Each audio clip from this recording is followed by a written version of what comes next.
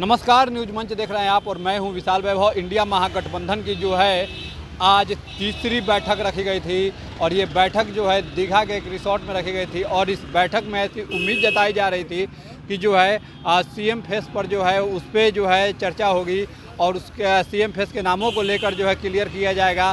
Seat sharing को लेकर जो है ऐसे कयास लगाए जा रहे थे कि सीट शेयरिंग पर भी जो है बातें निकल सकती है। लेकिन इंडिया महागठबंधन की जब बैठक खत्म हुई और कांग्रेस के प्रभारी कृष्णा अल्लावारू और राज्यसभा सांसद मनोज झा ने जब मीडिया से बातचीत किया तो कहीं ना कहीं इन सभी सवालों से बचते दिखे और ऐसा जो है अब कहा जा सकता है कि अभी भी मुख्यमंत्री के चेहरे पर जो है इंडिया महागठबंधन में एक सस्पेंस जो बना हुआ था वो अभी भी बरकरार है। तो वहीं सीट शेयरिंग को लेकर कृष्णा अल्लावारू ने स्पष्ट रूप से बताया कि हमारी गठबंधन जो है 243 सीट पर चुनाव लड़ेगी, लेकिन कौन सी दल कितनी गठबंधन पर चुनाव लड़ेगी ये मामला अभी तक फंसा हुआ है। अगर बात करें सीट शेयरिंग को लेकर तो फिलहाल एनडीए गठबंधन में भी यही माथापच्ची है, क्योंकि जिस तरह से जीतन मांझी वहाँ दावा किए हैं सीटों को लेकर, वैसा ही दावा मुकेश सहनी भी इंडिया महागठबंधन में कर रहे हैं। तो दोनों जगह कंडीशन समान है। अब देखना है कि सीट शेयरिंग और खासकर इंडिया महागठबंधन में मुख्यमंत्री चेहरा कौन होता है, कब ये सस्पेंस खत्म होता है, ये देखना दिलचस्प होगा। फिलहाल के लिए बने रहिए न्यूज मंच के साथ। न्यूज मंच के लिए प्रदीप कुमार के साथ विशाल वैभव, पटना। इंडिया गठबंधन जिंदाबाद, इंडिया गठबंधन जिंदाबाद, इंडिया गठबंधन जिंदाबाद। आवाज दो, हम एक हैं, इंडिया गठबंधन जिंदाबाद। आपके बीच इंडिया गठबंधन समन्वय समिति के बिहार विधानसभा में प्रतिपक्ष के नेता माननीय तेजस्वी प्रसाद यादव जी आपके बीच आ चुके हैं और पहले ही सीपीआईएम के राष्ट्रीय महासचिव दीपांकर भट्टाचार्य भाई मुकेश सहनी जी, राष्ट्रीय जनता दल के राष्ट्रीय प्रधान महासचिव अब्दुल बारी सिद्दीकी साहब और आदरणीय मदन मोहन झा जी, डॉक्टर शकील अहमद खान साहब और समन्वय से राजा राम सिंह जी, पोलित ब्यूरो के माननीय सदस्य वीरेंद्र झा जी, वीआईपी पार्टी के प्रदेश अध्यक्ष बाल गोविंद बिंद जी,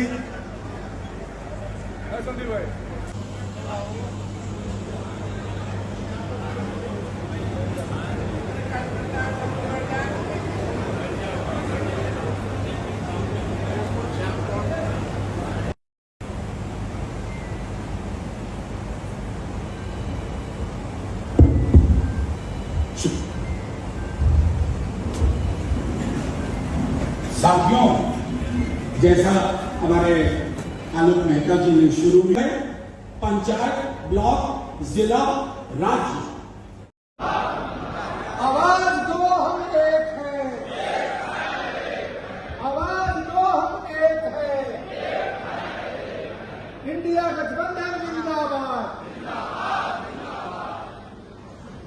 आपके बीच इंडिया गठबंधन अध्यक्ष माननीय अध्यक्ष और बिहार विधानसभा में प्रतिपक्ष के नेता माननीय आपके बीच आ चुके हैं और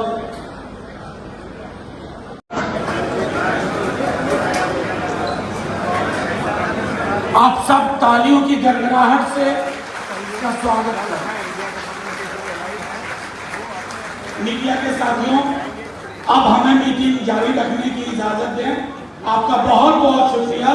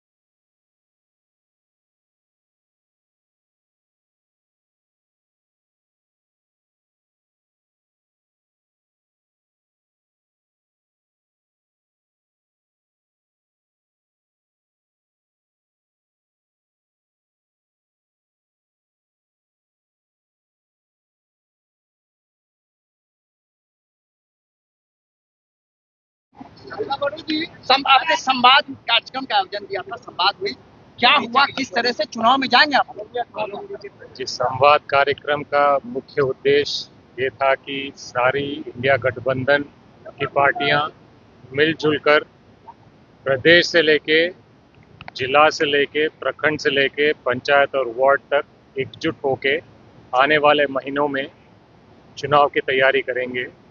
ये बात हुई थी और ये शुरुआत है और ये आगे और हम प्रखंडों तक लेके जाएंगे। इस मई का जो आप लोगों ने हड़ताल, उसका समर्थन किया पूरी तरह? बिल्कुल, अलग अलग मुद्दों को लेकर इंडिया गठबंधन अलग अलग पीड़ित जनता के साथ खड़े रहने की काम करेगी और उनका आवाज़ उठाने की बात करेगी।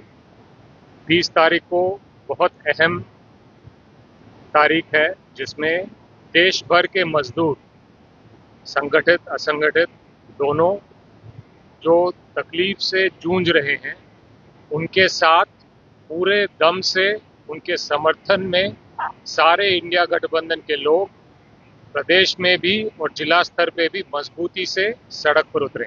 सीट फॉर्मूले पर कोई बातचीत? बिल्कुल, और सबने सर्वसहमति से तय किया कि 243 सीटों पे हर गठबंधन की पार्टी मजबूती से लड़ेगी। शुक्रिया। कांग्रेस कितने सीटों पर लड़ेगी?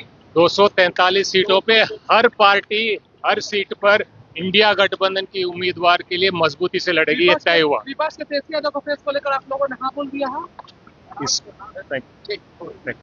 नाम सुनना चाहते हैं? नहीं, बिहार की जनता को पता है क्या होना है। रॉकेट साइंस नहीं चाहिए। संयोजन समिति का अध्यक्ष कौन है, तालमेल कितना बेहतर है, क्या बात कर रहे हैं। चलिए, अच्छा, तालमेल दिख नहीं रहा, कहीं कोई विवाद नहीं है। हमारे दूसरे सबसे बड़े पार्टनर कह रहे हैं, समझ गए?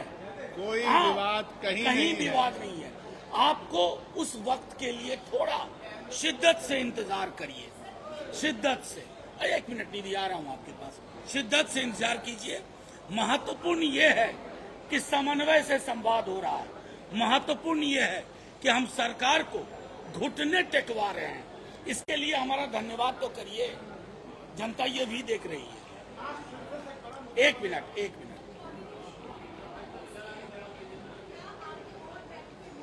नहीं, ये कोऑर्डिनेशन नहीं है। आपको बताओ, आज तो एक व्यापक मीटिंग थी जिसमें तमाम कमिटीज के लोग थे। कोऑर्डिनेशन में हमारे कुछ साथी अलग अलग कमेटी में होंगे, उन पर भी काम चल रहा है।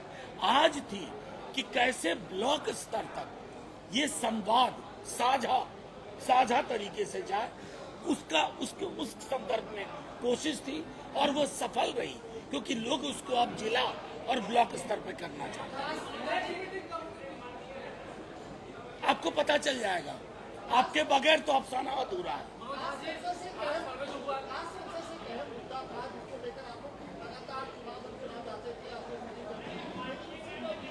नहीं, आप था क्यों बोल रहे हैं भाई? कास्ट सेंसस मुद्दा था, ये अतीत की बात नहीं है, वर्तमान की बात है। अब हम अलर्ट मोड पे हैं। कैसे कर रहे हो, क्या एंथ्रोपोलॉजिकल इनपुट है, क्या सोशियोलॉजिकल इनपुट है, और आंकड़े, एक बिहार के बड़े नेता कह रहे थे आंकड़े सार्वजनिक न किए जाए, तो क्या ड्राइंग रूम में फूल की तरह सजाने के लिए आंकड़े होंगे?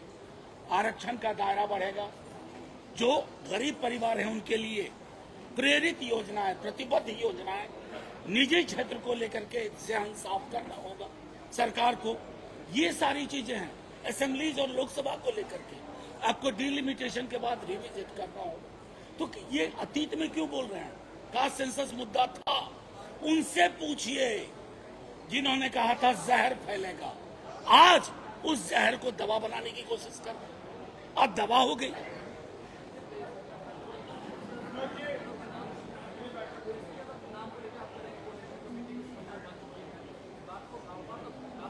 नहीं, कुछ दिन और इंतजार करिए ना ये महाराज। आप क्या चाहते हैं? आप लोगों के मन में जो पकता है ना, वो हम लोग पहले से पका के बैठे हुए हैं। समझ गए? समझ में आई।